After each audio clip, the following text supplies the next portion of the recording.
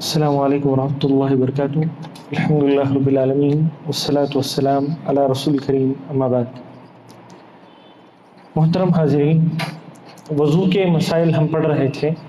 انشاءاللہ آج وضو کب مستحب ہے، یعنی اگر وضو کرتے ہیں تو ہمیں ثواب ملے گا، اگر اس عمل کے لیے اگر ہم وضو نہیں بھی کرتے ہیں تو گناہ نہیں ملے گا۔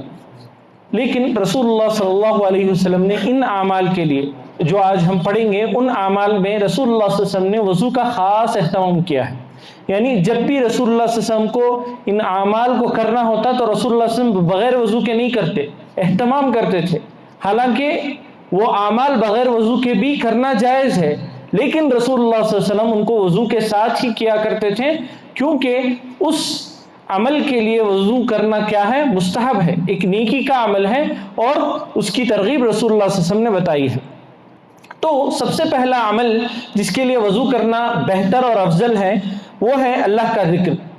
اللہ کا ذکر سے مراد چاہے وہ تسبیح ہو، یا پھر اللہ سبحانہ و تعالیٰ سے دعا مانگنا ہو، یا پھر اللہ سبحانہ و تعالیٰ کی بس یاد ہو، کوئی بھی چیز ہو۔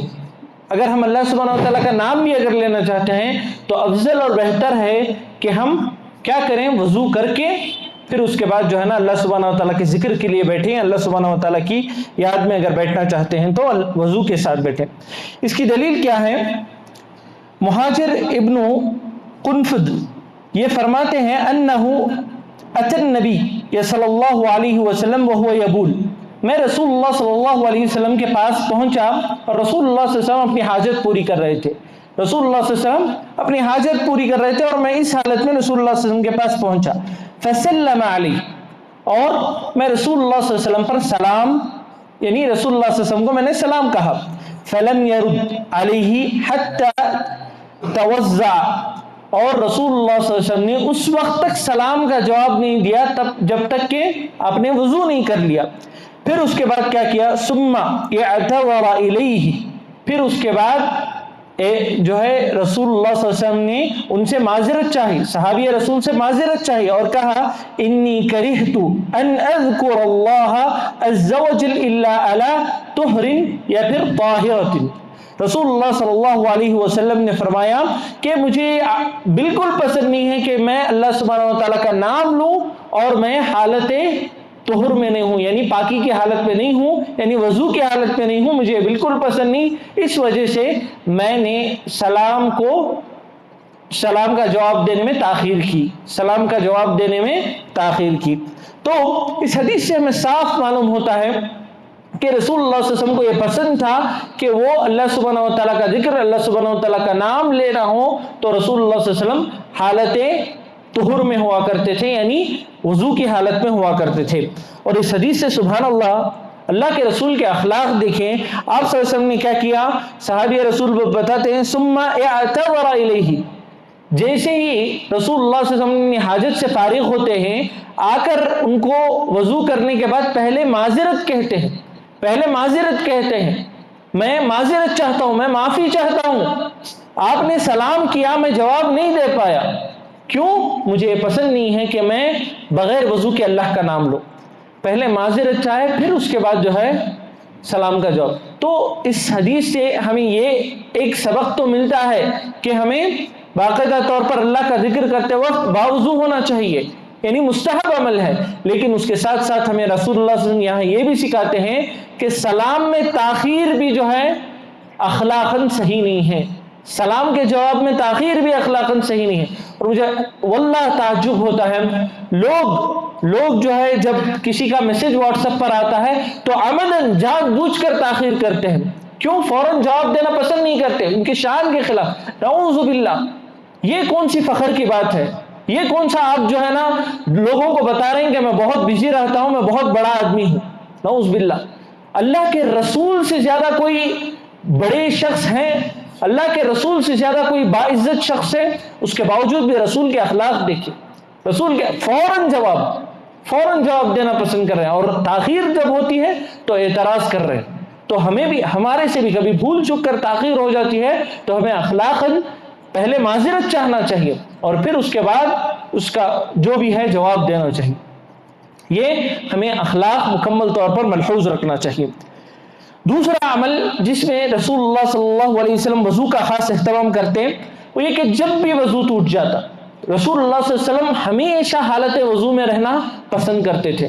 جیسے رسول اللہ صلی اللہ علیہ وسلم کا وضو ٹوٹتا تو آپ صلی اللہ علیہ وسلم وضو بنا لیا کرتے تھے، اور اسی طرح دیگر صحابہ سے بھی ہمیں عمل ملتا ہے کہ جیسے ہی ان کا وضو ٹوٹ جاتا تو رسول وہ فوراً اپنا وضو بنا لیا کرتے تھے۔ دیکھیں ابو بریدہ وہ فرماتے ہیں کہ ایک صبح رسول اللہ صلی اللہ علیہ وسلم بلال رضی اللہ عنہ کو بلاتے ہیں اور کہتے ہیں یا بلال بما سبقتنی الی الجنہ، وہ کون سی چیز ہے جس کی وجہ سے میں تمہیں جنت میں میرے آگے دیکھتا ہوں؟ یعنی اس کا یہ مطلب نہیں کہ رسول اللہ صلی اللہ علیہ وسلم سے بڑا مقام جنت میں، یعنی آگے مطلب سامنے دیکھتا ہوں کہ میرے سامنے تم چل کر جا رہے ہو۔ ما دخلت الجنہ قط الا سمعت خشخشتک امامی، اور جب بھی میں نے جنت میں جیسے ہی میں داخل ہوا تو میں تمہارے چلنے کی آہٹ جنت میں مکمل طور پر محسوس کر رہا ہوں۔ تو کیا عمل ہے؟ تو بلال رضی اللہ عنہ فرماتے ہیں یا رسول اللہ ما أذنت قط إلا صليت ركعتين وما أصابني حدث قط إلا توضأت عندها۔ رسول اللہ صلی اللہ علیہ وسلم کو انہوں نے فرمایا کہ مجھے جب بھی حدث واقع ہو جاتا یعنی میرا وضو جب بھی ٹوٹ جاتا کیا کرتا؟ توضأت عندها، فوراً میں وضو کر لیتا۔ اس کی وجہ سے سبحان اللہ کتنا بڑا اجر ان کو مل رہا ہے۔ رسول اللہ صلی اللہ علیہ وسلم نے انہیں دنیا ہی میں بشارت سنا دی کہ تم جنت کی ہو، دنیا ہی میں بشارت سنا دی، اور اللہ سبحانہ و تعالیٰ نے اس عمل کو امت تک پہنچانے کے لیے رسول اللہ صلی اللہ علیہ وسلم کے ذریعے اس آہٹ کو سنایا اور امت تک پیغام پہنچایا کہ یہ عمل باوضو رہنا، ہمیشہ باوضو رہنا کوئی چھوٹا موٹا عمل نہیں ہے۔ اور سبحان اللہ، اللہ سبحانہ و رسول اللہ صلی اللہ علیہ وسلم نے الطہور شطر الایمان کہہ کر پاکی صفائی کو ایمان سے جوڑ دیا ہے۔ تو اس سے ہمیں ایک مومن کو، ایک مسلمان کو ہمیشہ پاک صاف رہنا چاہیے۔ اور پاکی کا مطلب یہ نہیں کہ صرف ہم نہا دھو کر صاف رہیں، نہیں، وضو جو ہے اصل پاکی کی سب سے اعلیٰ مرتبہ ہے وضو۔ تو اس وجہ سے ہمیشہ باوضو رہنے کی کوشش کرنا چاہیے۔ جیسے ہی ہم چاہے بول و براز کے لیے جائے، ہمارا وضو ٹوٹ جائے، جیسے بھی ہو ہمیں فوراً وضو کر لینا چاہیے، فوراً وضو کرنے کی کوشش کرنا چاہیے۔ اور اسی طرح ایک اور عمل جس میں رسول اللہ صلی اللہ علیہ وسلم وضو کا خاص اہتمام کرتے تھے، جب بھی رسول اللہ صلی اللہ علیہ وسلم جنبی ہو جاتے، یعنی آپ صلی اللہ علیہ وسلم اپنی بیوی سے ملاقات کر لیتے اور اس کے بعد آپ صلی اللہ علیہ وسلم کو کھانا پینا ہوتا یا پھر سونا ہوتا تو آپ صلی اللہ علیہ وسلم وضو کر کے سوتے یا پھر وضو کر کے کھانا کھاتے۔ دیکھیے عائشہ رضی اللہ عنہ فرماتی ہے قالت كان النبي صلی اللہ علیہ وسلم اذا اراد ان ينام وهو جنب غسل فرجه وتوضأ للصلاة۔ رسول اللہ صلی اللہ علیہ وسلم سے متعلق عائشہ رضی اللہ عنہ بتاتی ہے جب بھی رسول اللہ صلی اللہ علیہ وسلم حالت جنابت میں ہوتے، یعنی اپنی بیوی سے ملاقات کرنے کے بعد ناپاکی کے حالت میں ہوتے، تو کیا کرتے ہیں؟ اپنی شرمگاہ کو اچھی طرح دھو لیتے اور اس کے بعد جیسے نماز کے لیے وضو کرتے تھے اسی طرح وضو کر لیتے تھے۔ یہ بخاری کی روایت ہے۔ مسلم کی روایت میں دیکھیے اذا كان جنبا فاراد ان ياكل او ينام، رسول اللہ صلی اللہ علیہ وسلم سے متعلق عائشہ رضی اللہ عنہ بتاتی ہے کہ حالت جنابت میں جب رسول اللہ صلی اللہ علیہ وسلم ہوتے ہیں تو کیا اگر کھانے کا ارادہ کرتے یا پھر سونے کا ارادہ کرتے تو اس سے پہلے باقاعدہ طور پر وضو کیا کرتے تھے اور پھر اس کے بعد سوتے یا پھر اس کے بعد جو ہے کھانا پینا جو ہے تناول کرتے تھے۔ تو اس حدیث سے بھی ہمیں صاف طور پر معلوم ہوتا ہے حالت جنابت میں جو ہے ہمارا کوئی عمل قبول نہیں ہوتا جب تک کہ ہم مکمل طور پر پانی نہ نہا لیں، لیکن اس کے باوجود بھی وضو کرنا یہاں مستحب عمل ہے۔ اور اسی طرح اگر کوئی شخص اپنی بیوی کے پاس دوبارہ جانا چاہتا ہے، ایک ہی رات میں 2 مرتبہ جانا چاہتا ہے، تو اس کے درمیان بھی وضو کر لینا یہ بھی مستحب عمل ہے۔ ابو سعید الخدری رضی اللہ عنہ فرماتے ہیں قال رسول اللہ صلی اللہ علیہ وسلم اذا اتى احدكم اهله ثم اراد ان يعود فليتوضا۔ رسول اللہ صلی اللہ علیہ وسلم نے فرمایا کہ اگر کوئی تم میں سے کوئی اپنی بیوی کے پاس جاتا ہے اور پھر دوبارہ ارادہ کرتا ہے اپنی بیوی کے پاس جانے کا تو فلیتوضا، اسے چاہیے کہ وضو کر لے۔ تو یہ چاہیے کہ وضو کر لے، اس کا بھی ہمیں خاص اہتمام کرنا چاہیے۔ اور اسی طرح سونے سے پہلے بھی رسول اللہ صلی اللہ علیہ وسلم وضو کا خاص اہتمام کیا کرتے تھے۔ برا ابن عازب رضی اللہ عنہ فرماتے ہیں قال نبی صلی اللہ علیہ وسلم اذا اتیت مسجعک، جب تمہارے بستر کی طرف آؤ تو کیا کرو، فتوضا، وضو کر لو، وضو اکل الصلاۃ، جیسے تم نماز کے لیے وضو کرتے ہو، ثم استجع علی شقک الایمن، پھر اس کے بعد تمہارے جو ہے دائیں کروٹ تم سو جاؤ۔